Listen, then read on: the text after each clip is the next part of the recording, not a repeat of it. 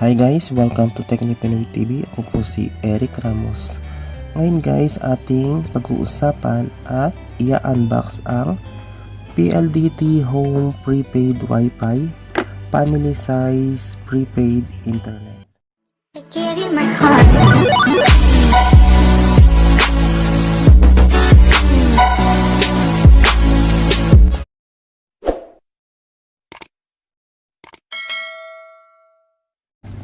Alam ko guys, marami na kayong napanood na ganitong mga review o pag-unbox. Pero dito guys, yariin nyo ang video ito at kukompletuhin ko. At yung mga hindi na review ng iba, maaaring dito pa lang po nyo makikita sa review ito. So ayan guys. So ayan po guys. Sa packaging guys, okay para sa akin ang pagpapackaging ng PLDT. Fully covered po siya ng plastic at ang kanyang box ay may mga informasyon tungkol sa product na sa loob. Ngayon, i-unbox na po natin ang PLDT Home Prepaid Wi-Fi.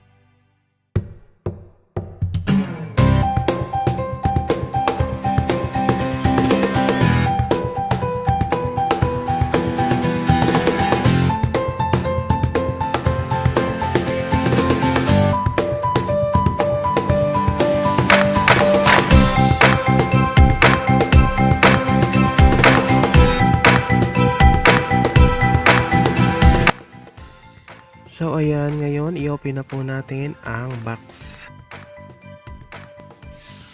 So ayan guys, una natin makikita sa loob ng box ang PLDT Home Prepaid Wi-Fi modem na kulay white. Sa harapan ng modem guys, makikita natin sa taas ang mga signal light at sa ibaba naman makikita natin ang powered by Smart LTE. Ibig sabihin po niyan guys, ang signal nito ay nagmumula sa mga tower o cell site ng smart communication gaya ng mga prepaid subscriber. Doon din po siya kumukuha ng signal.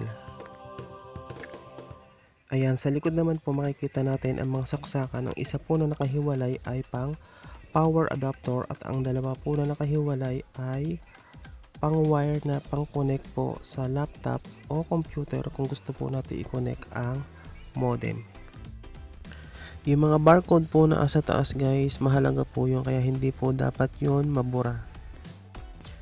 Doon po kasi ite-trace ng PLDT support ang ating modem sakali na magka-problema.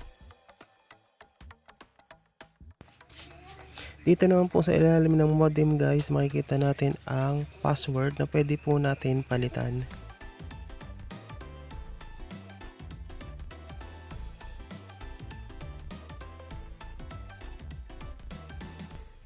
Ito naman po ang pinagbaklasan ng SIM card at ang SIM po niya ay asa loob na ng PLDT Home modem. Ingatan nyo po ito dahil andito po ang number at serial number sakali na magkaroon ng problema ang mismong SIM card, matitrace po ang SIM card at magagawa.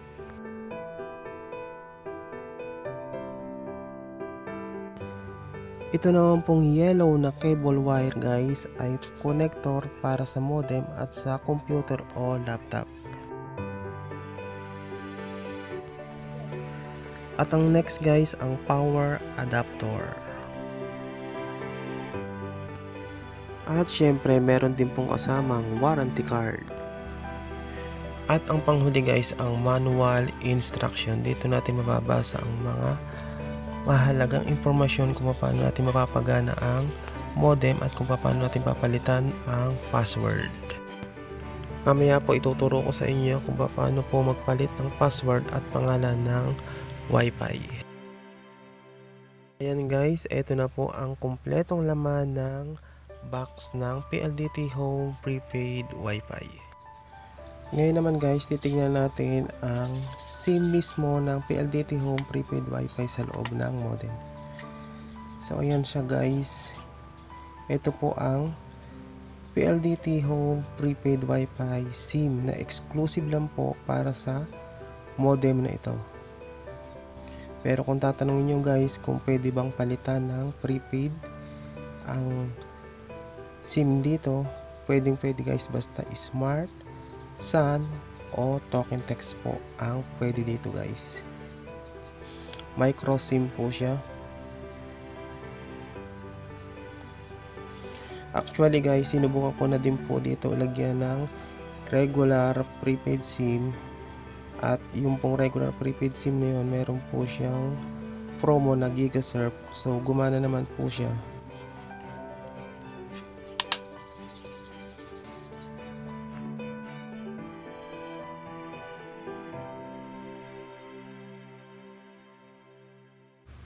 So ayan guys, kung napapansin nyo, meron pong pindutan dito sa likod. Ito po yung pang reset ng password o ng modem kung sakali na mahina o may problema.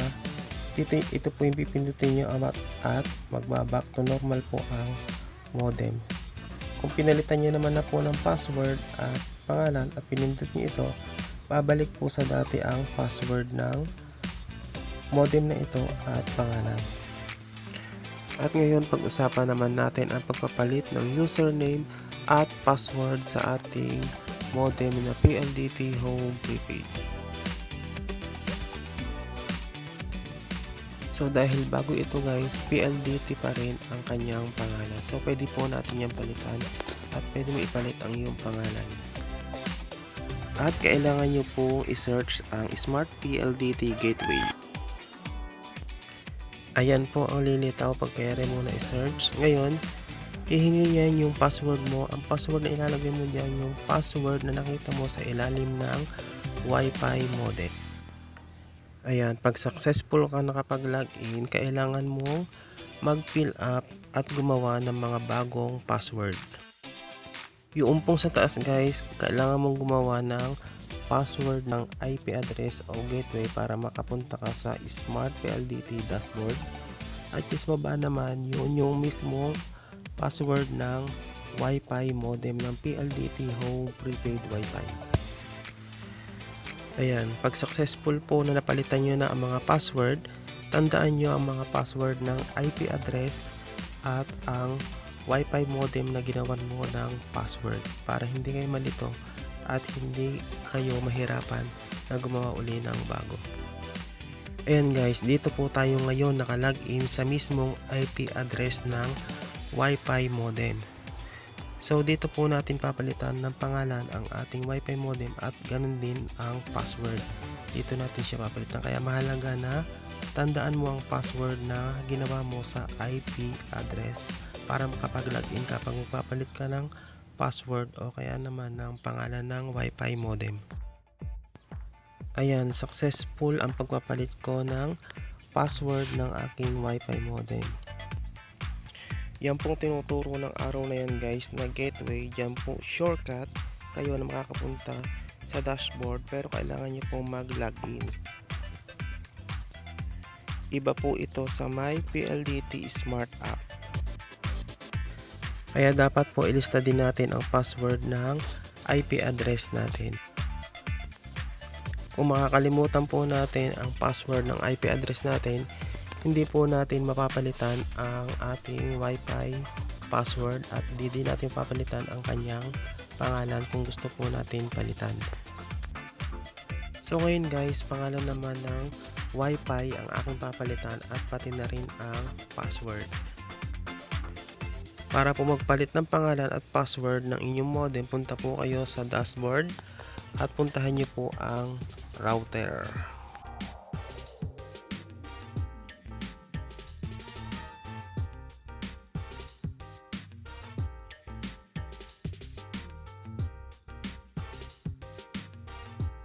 Ayan guys, successful po ang pagpapalit ng pangalan ng aking PLDT Home Prepaid. Okay, ngayon pag-usapan naman natin ang My PLDT Smart App. Ito pong app na ito na My PLDT Smart. Dito po natin ilalagin ang ating SIM card na nakalagay sa ating modem na PLDT Home Prepaid SIM card. Dito po tayo pwede mag-register sa mga available na PLDT Home Prepaid na promo para sa ating modem. Dito po sa app na ito, mamomonitor po natin ang ating data allowance kung ilan na lang At makikita din natin dito kung kailan po ang expiry date ng ating data. Okay. Ang kagandahan po sa app na ito, monitor mo maski asaan ka ang data allowance basta nakalagin ang iyong SIM card na nakalagay sa modem. At pwede ka rin mag-register sa pamamagitan ng app na ito maski asan ka man sa Pilipinas. At ayan po ang kanilang mga available na load sa ngayon, ang PAMload. Isa pa po sa maganda sa app na ito, hindi lang po exclusive ang app na ito sa My PLDT Home Prepaid dahil pwede din po dito i-login ang ibang prepaid number gaya ng Smart Prepaid, Token Text at Sun Prepaid. Ayan guys, ang isa ko pong prepaid number ay nakalagin po dito sa My PLDT Smart app. Dahil dyan, namomonitor ko din ang aking data allowance time to time at pwede din po ako mag-register sa app na ito ng mga promo gaya ng mga giga app. Ayan guys, I pray may natutunan po kayo sa mga video kong ito. At kung hindi pa po kayo nakasubscribe, please subscribe to my channel. At huwag din pong kalimutan pindutin ang notification bell para lagi po kayo updated sa aking mga video.